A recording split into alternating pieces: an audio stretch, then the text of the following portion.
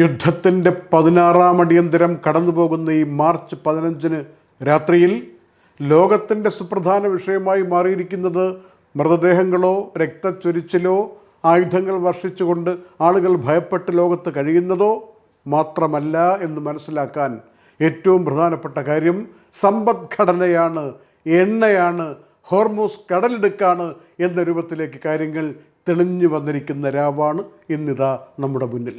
അതുകൊണ്ടാണ് ട്രംപ് പറയുന്നത്, ഹോർമൂസ് കടലിടുക്ക് ഇറാൻ അടച്ചിട്ടാൽ രക്തരൂക്ഷിതമാകാൻ സാധ്യതയുള്ള വിഷയത്തിലേക്ക്, ഇറാന് ചാമ്പലാക്കുന്ന വിധത്തിലേക്ക് കാര്യങ്ങൾ മാറും. അവിടെ കൂടി കടന്നു പോകുന്ന എണ്ണക്കപ്പലുകളെ ഇറാൻ ആക്രമിക്കാൻ ശ്രമിച്ചാൽ പിന്നെ ചാരക്കൂമ്പാരമായിരിക്കും ഇറാനിൽ നിന്ന് വാരേണ്ടി വരിക എന്ന ശക്തമായ മുന്നറിയിപ്പുമായി ട്രംപ് നിൽക്കുന്ന രംഗമാണ് നമ്മൾ ഇന്ന് കാണുന്നത്. ലോകം മുഴുവനും എണ്ണയ്ക്ക് തീ പിടിച്ച വിലയായി മാറുന്നതാണ് നമ്മുടെ എല്ലാവരുടെയും അസ്വസ്ഥതയായി മാറുന്നത്. ഈ സന്ദർഭത്തിൽ ഇന്ന് പുതിയ ഒരാൾ രംഗപ്രവേശം ചെയ്തിരിക്കുന്നു. ഈജിപ്തിൻ്റെ പ്രസിഡന്റ് അൽ സിസി രംഗത്ത് വന്നിട്ട് പറഞ്ഞിരിക്കുന്നു, ഞാൻ നെഗോഷിയേഷൻ ചർച്ചകൾക്ക്, പരസ്പരം ഒരു വെടിനിർത്തൽ കൊണ്ടുവരാൻ വേണ്ടിയുള്ള ഇടപെടലുകൾക്ക് എന്തെങ്കിലുമൊക്കെ സഹായം ചെയ്ത് മുന്നോട്ട് വരാം, ചർച്ചയിൽ ഇടപെടാം എന്ന് പറഞ്ഞുകൊണ്ട് വരികയാണ്.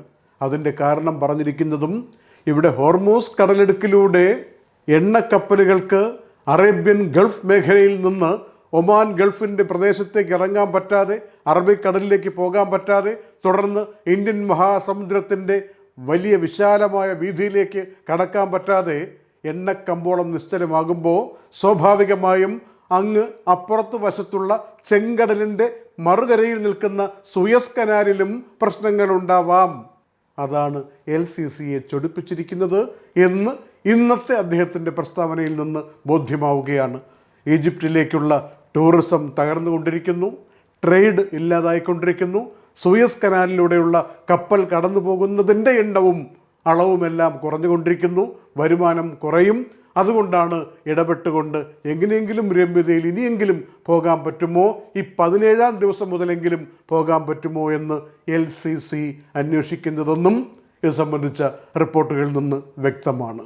ഇറാൻ്റെ ഭാഗത്തു നിന്ന് ചർച്ചകളുമായി ബന്ധപ്പെട്ട അറിയിപ്പ് ഇന്ന് വന്നിരിക്കുന്നത് അബ്ബാസ് അറക്ചി എന്ന വിദേശകാര്യമന്ത്രി പറയുന്ന ഒരു സ്റ്റേറ്റ്മെൻറ്റാണ്.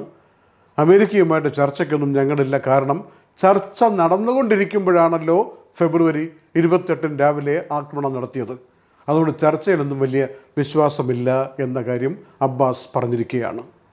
ഇതിനിടെ അമേരിക്കയുടെ ഇൻ്റലിജൻസ് വൃത്തങ്ങൾ പ്രസിഡന്റ് ട്രംപിനെ ധരിപ്പിച്ച പ്രധാനപ്പെട്ട കാര്യങ്ങളിലൊന്ന് എന്ന് പറഞ്ഞുകൊണ്ട് ചില അന്താരാഷ്ട്ര മാധ്യമങ്ങൾ പറയുന്നത്, പ്രത്യേകിച്ച് CBS ന്യൂസ് അറിയിച്ചിരിക്കുന്ന കാര്യം ശ്രദ്ധേയമാണ്. കൊല്ലപ്പെട്ട ആയത്തുള്ള അലി ഖാമിനിയുടെ മകൻ മൊജ്തബ, ഇപ്പോഴത്തെ ലീഡർ, അദ്ദേഹത്തിന് ഇങ്ങനെ ഒരു രാജ്യത്തെ നയിച്ചു കൊണ്ടുപോകാനുള്ള കഴിവോ സാധ്യതകളോ ഇല്ല എന്ന് ആയത്തുള്ള അലി ഖാമിനിക്ക് നേരത്തെ അറിയാമായിരുന്നു. കഴിവിലൊന്നും വിശ്വാസമില്ലായിരുന്നു, സ്വഭാവത്തിൽ മഹിമയില്ലായിരുന്നു എന്നൊക്കെ പറഞ്ഞുകൊണ്ടുള്ള പ്രഖ്യാപനങ്ങൾ നേരത്തെ തന്നെ അമേരിക്കയ്ക്ക് അറിയാമായിരുന്നു എന്ന രൂപത്തിലാണ് ഇന്ന് റിപ്പോർട്ട് വരുന്നത്. ഇന്ന് 16-ാം ദിവസം മുതൽ അമേരിക്കയും ഇസ്രയേലും ചേർന്ന് അതിശക്തമായ ആക്രമണമായിരിക്കും ഇറാനുമേൽ നടത്തുക എന്ന കാര്യം ഇന്നലെ തന്നെ പ്രഖ്യാപിച്ചതാണ്. ഇനിയുള്ള ദിവസങ്ങളിൽ അങ്ങനെയായിരിക്കുമെന്നും ഒരു വിട്ടുവീഴ്ചയും ഈ വിഷയത്തിൽ ഉണ്ടാകില്ലെന്നും ഇസ്രയേലും അമേരിക്കയും പറഞ്ഞുകൊണ്ടിരിക്കുമ്പോൾ, മറുഭാഗത്ത് ഇസ്രയേലും ലെബനോനും തമ്മിലുള്ള പോരാട്ടത്തിൽ 850-ലധികം പേർ കൊല്ലപ്പെട്ടു ലെബനോനിൽ എന്ന റിപ്പോർട്ടുകളും വരികയാണ്. എന്നാൽ ഇസ്രയേലിന് മേൽ നിരവധി മിസൈലുകൾ വന്ന് പതിച്ചതിൻ്റെയും ഇന്നും 8 പേർക്ക് പരിക്ക് പറ്റിയെന്ന റിപ്പോർട്ടുകളും ഒക്കെ വരുന്ന ദിവസം കൂടിയാണ് ഈ ഞായറാഴ്ച എന്ന് മനസ്സിലാക്കണം. ഇതിനിടയിൽ ചില അന്താരാഷ്ട്ര മാധ്യമങ്ങൾ പറയുന്നത്, ഈ മിസൈലുകളെ ഇൻ്റർസെപ്റ്റ് ചെയ്യാനുള്ള പ്രതിരോധ സംവിധാനത്തിൻ്റെ അഭാവം ഇപ്പോൾ ഇസ്രയേലുണ്ട് എന്നാണ്. എന്നാൽ ഇസ്രയേൽ ഈ ഒരു ആരോപണത്തെ മുഖവിലക്കെടുക്കാതെ തള്ളിക്കളഞ്ഞിരിക്കുന്നു എന്ന കാര്യവും സ്റ്റേറ്റ്മെൻറ്റായി വന്നിരിക്കുകയാണ്. ഒരു കാര്യം ഇസ്രായേൽ സമ്മതിക്കുന്നു, ഇറാൻ്റെ ഭാഗത്തു നിന്ന് ക്ലസ്റ്റർ ആയുധങ്ങൾ, അതായത് പലയിടങ്ങളിലായി ചിന്നിച്ചിതറി വീഴുന്ന ആയുധങ്ങൾ വന്ന് വീണിട്ട് പരുക്ക് പറ്റിയിട്ടുണ്ട്, നാശനഷ്ടങ്ങൾ ഉണ്ടായിട്ടുണ്ട്. അതൊക്കെ വാസ്തവമാണ്. അതിനെയൊക്കെ തകർക്കാൻ വേണ്ടിയുള്ള പ്രതിരോധ സംവിധാനങ്ങൾ ഇപ്പോഴും സജീവമായിട്ട് ഇസ്രായേലിലുണ്ട് എന്ന കാര്യം അറിയിക്കുകയും ചെയ്തിട്ടുണ്ട്. ഇസ്രായേൽ പ്രധാനമന്ത്രി നെതന്യാഹുവിന് എന്തെങ്കിലും പറ്റിയോ എന്നുള്ള അന്വേഷണമാണ് ഇപ്പോൾ ലോകത്തെ ഏറ്റവും വലിയ വിഷയമായി മാറിയിരിക്കുന്നത്. ആദ്യ ദിവസം തന്നെ ഇതുമായി ബന്ധപ്പെട്ട് കഴമ്പില്ല എന്ന് ലോകത്തിന് മുഖ്യധാരാ മാധ്യമങ്ങൾ വഴി ബോധ്യമായതാണെങ്കിലും ഈ സോഷ്യൽ മീഡിയയിൽ ഇങ്ങനെ കിടന്ന് കറങ്ങി കളിക്കുന്നുണ്ട്, അദ്ദേഹത്തിന് എന്തെങ്കിലും പറ്റിയോ. ഇന്ന് അദ്ദേഹം തന്നെ ജെറുസലേമിലെ ഒരു കഫേയിൽ ഇരുന്നു കൊണ്ട് ഒരു കോഫി കയ്യിൽ വെച്ചുകൊണ്ട് ഒരു പ്രസ്താവന ഇങ്ങനെയൊക്കെ പറയുന്ന ആളുകളെ ട്രോളിക്കൊണ്ടുള്ള ഒരു പ്രഖ്യാപനം നടത്തിയിട്ട് ഇതിനെയൊക്കെ പരിഹസിച്ചുകൊണ്ട് രംഗത്ത് വന്നിട്ടുണ്ട്.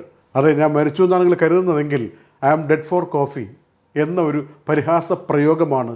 എന്ന് വെച്ചാൽ ഈ കോഫി എനിക്ക് കുടിക്കാൻ അത്രയും വലിയ ഇഷ്ടമാണ്, അങ്ങ് അത്രയും വലിയ ഇഷ്ടത്തിന് പ്രയോഗിക്കുന്നൊരു വാക്കായിട്ട് ഐ ആം ഡെഡ് ഫോർ എന്നുള്ള വാക്ക് പ്രയോഗിച്ചിരിക്കുകയാണ്, ഫോർ കോഫി എന്ന് മാത്രം. അപ്പോൾ അത്തരത്തിലൊരു പരിഹാസമാണ് അദ്ദേഹത്തിൻ്റെ മരണം പറഞ്ഞുകൊണ്ട് നടക്കുന്ന മാധ്യമങ്ങൾക്കെതിരെയും ആളുകൾക്കെതിരെയും നെതന്യാഹു ഇന്ന് പുറത്തുവിട്ടിരിക്കുന്ന വാർത്തകളിൽ നിന്ന് വ്യക്തമാവുന്നത്. ഇറാൻ്റെ ഭാഗത്തു നിന്ന് ഗൾഫ് രാജ്യങ്ങൾക്ക് മേൽ നടത്തിക്കൊണ്ടിരിക്കുന്ന ആക്രമണവുമായി ബന്ധപ്പെടുത്തി വന്നിരിക്കുന്ന ഒരു സ്റ്റേറ്റ്മെൻറ്റ് ശ്രദ്ധിക്കേണ്ടതാണ്. ഗൾഫിൽ ഞങ്ങൾ സാധാരണക്കാരെയോ സിവിലിയന്മാരെയോ ലക്ഷ്യം വെച്ചൊന്നും അല്ല ഈ കാര്യങ്ങൾ ചെയ്യുന്നത്, അമേരിക്കൻ കേന്ദ്രങ്ങൾക്ക് മേൽ മാത്രമാണ് ഇക്കാര്യം ചെയ്യുന്നത്.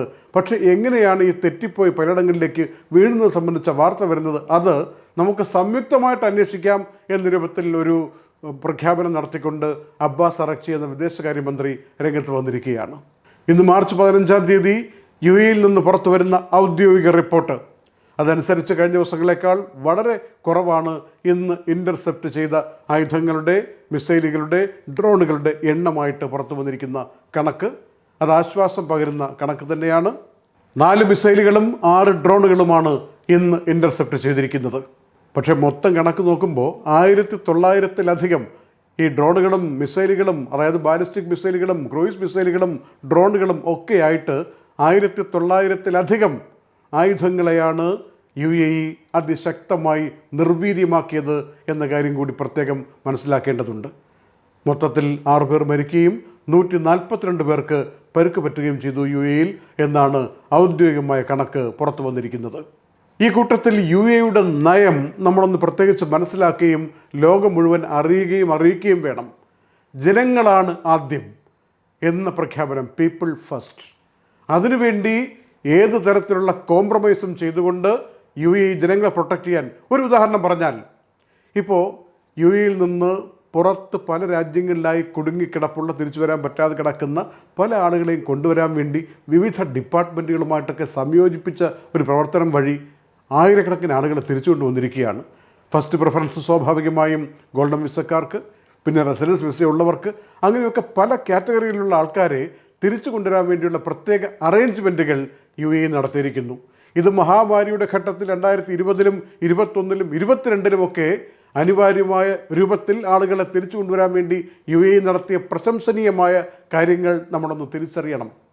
ആ തുടർച്ച തന്നെയാണ് ഈ യുദ്ധത്തിൻ്റെ ഘട്ടത്തിലും UAE സ്വീകരിച്ചിരിക്കുന്നത്.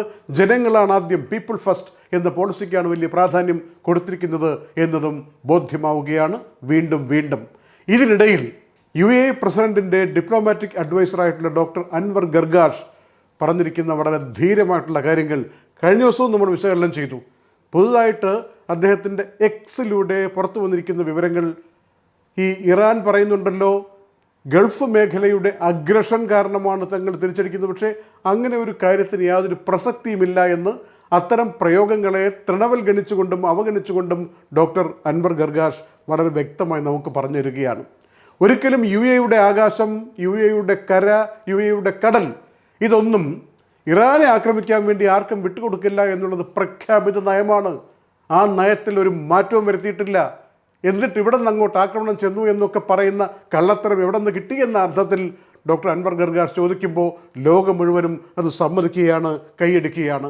ആക്രമണം നടത്താൻ വരുന്ന ആരുടെ ഈ ആക്രമണോത്സുകതയുണ്ടല്ലോ, അതിനേക്കാൾ ശക്തമാണ് UAE പുലർത്തുന്ന സഹിഷ്ണുതയും സംയമനവും എന്ന കവിതയിട്ടുന്ന വാക്കുകൾ വീണ്ടും എക്സിലൂടെ പറഞ്ഞുകൊണ്ട് ഡോക്ടർ അൻവർ ഗർഗാഷ് എല്ലാവരുടെയും പ്രശംസ പിടിച്ചു പറ്റിയിരിക്കുകയാണ്. യുദ്ധത്തിൻ്റെ സാഹചര്യം ഒഴിവാക്കാൻ വേണ്ടി ഫെബ്രുവരി 28-ന് മുമ്പ് പല രാജ്യങ്ങളുമായി കൃത്യമായി സംസാരിച്ചു UAE. അതിൻ്റെ കാര്യം ഡോക്ടർ അൻവർ ഗർഗാഷ് വ്യക്തമായിട്ടൊന്ന് പറയുന്നുണ്ട്. 2000-ഓളം ആയുധങ്ങൾ ഇങ്ങോട്ട് പറഞ്ഞയച്ചിട്ടാണ് ഇവിടെ നിന്ന് അങ്ങോട്ട് ആക്രമണം പോയി എന്ന അർത്ഥത്തിൽ ഇറാൻ ആരോപിക്കുന്നതെന്നും ഡോക്ടർ അൻവർ ഗർഗാഷ് തുറന്നു പറയുമ്പോൾ ഈ പല അന്താരാഷ്ട്ര മാധ്യമങ്ങളും പ്രചരിപ്പിക്കുന്ന പല കാര്യങ്ങളുടെയും കള്ളത്തരം കൂടി പുറത്തു വരികയാണ്. സംയമനവും സഹിഷ്ണുതയും സഹാനുഭൂതിയും എന്നും UAEയുടെ ഗുണങ്ങളാണ്. സ്വയം പ്രതിരോധമെന്ന രൂപത്തിൽ മാത്രമാണ് ഇന്റർസെപ്റ്റ് ചെയ്യുന്നത്, അല്ലാതെ അങ്ങോട്ട് കയറി ആക്രമിക്കുന്ന രീതിയല്ല എന്നും UAEയുടെ നയം പ്രഖ്യാപിച്ചുകൊണ്ട് ഡോക്ടർ അൻവർ ഗർഗാഷ് പറയുകയാണ്.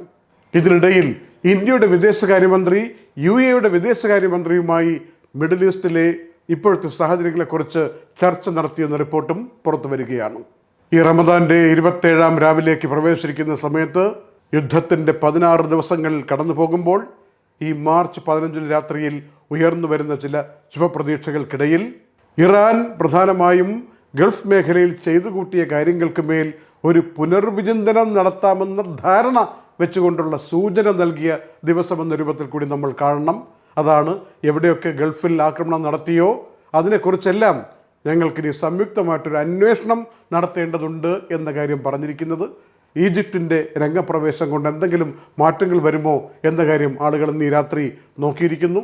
മാത്രമല്ല ഹോർമൂസ് കടലിടുക്കിലേക്ക് ഒരു ഫോക്കസിൻ്റെ ഷിഫ്റ്റ് വന്നിരിക്കുന്നത്, നേരത്തെ പറഞ്ഞു കേട്ടിരുന്ന ആയുധങ്ങളും ആക്രമണങ്ങളും രക്തച്ചൊരിച്ചിലും അതിനപ്പുറത്തേക്ക് സാമ്പത്തിക സമവാക്യങ്ങളുടെ രൂപത്തിലേക്ക് ഈ യുദ്ധം മാറിക്കൊണ്ടിരിക്കുന്നതും ലോകവ്യാപകമായ എണ്ണയുടെ വില വർദ്ധിക്കുന്നതും അനുബന്ധ സാധനങ്ങൾക്ക് വിലക്കയറ്റം രൂക്ഷമായി മാറുമെന്ന ഭീതി ലോകത്തെ നയിക്കുന്നതും ഒക്കെ ചേർന്ന് ഒരു പുതിയ അന്തരീക്ഷം സംജാതമായി വരാൻ വേണ്ടിയുള്ള പ്രാർത്ഥനകളിലും ആശംസകളിലും പ്രതീക്ഷകളിലുമാണ് ലോകം ഇന്ന് കഴിയുന്നത്, ഇന്നത്തെ രാത്രി കടന്നു പോകുന്നത് എന്നെല്ലാവരുടെയും മനസ്സിൽ വേണം. അത്തരത്തിലുള്ള പ്രാർത്ഥനയോടുകൂടി ദുബായ് വാർത്തയുടെ ഈ നൈറ്റ് അപ്ഡേറ്റ് സമാപിക്കുന്നു.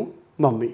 Night updates supported by Hashim Hypermarket, Kalyan Jewellers, Lulu, Partha Signature, Abu Shagara, Sharjah, Arin Bakers, eLessons.net, Fira Foods, Dhanvantari Ayurveda, Al-Sud Cargo, Gold Star Rent-A-Car, Dr. Rasina's Ayurvedic Clinic, Ain Golden Diamonds, Choco World, Vintage Lux Real Estate, Deal Price, India GCC Business Lounge.